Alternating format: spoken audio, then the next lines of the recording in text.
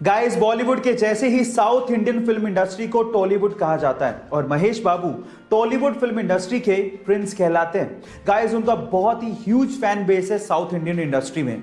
जहां एक और साउथ इंडियन इंडस्ट्री के बहुत सारे एक्टर्स बॉलीवुड में काम करना चाहते हैं, वहीं महेश बाबू बॉलीवुड इंडस्ट्री में काम करने से कतराते हैं, वो काम करना ही नहीं चाहते।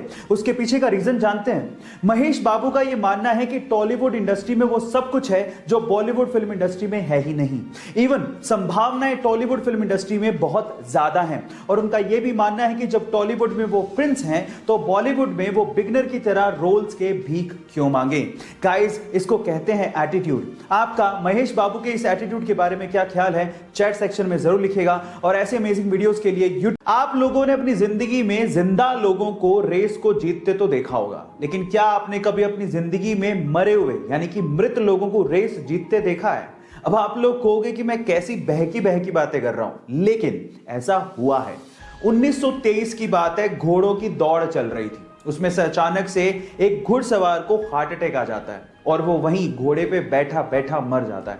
लेकिन घोड़ा रुकता नहीं है, वो अपने घुड़सवार की मृत बॉडी को अपने ऊपर लिए दौड़ता रहता है और फाइनली फिनिशिंग लाइन को सबसे पहले क्रॉस करता है और इसी तरह से वो घुड़सवार बन जाता है, मरने के बाद पहली बार जीतने वाला घुड़सवार।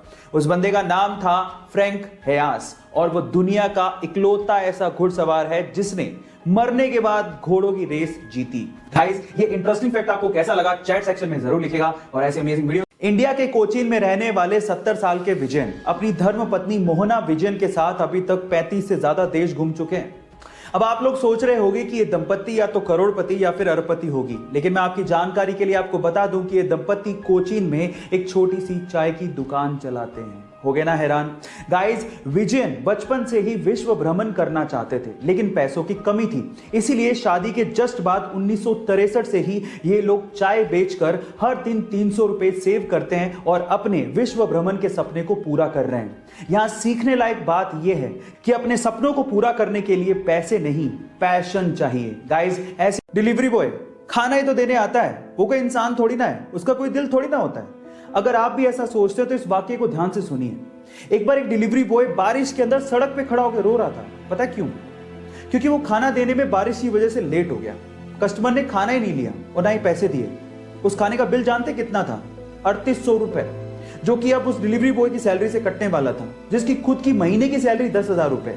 अब आप सोचिएगा कि वो डिलीवरी बॉय क्यों रो रहा था। गाइस, भूख लगी आपको, बारिश में खाना ऑर्डर किया आपने और पेट पे लात मार दी उस बेचारे के।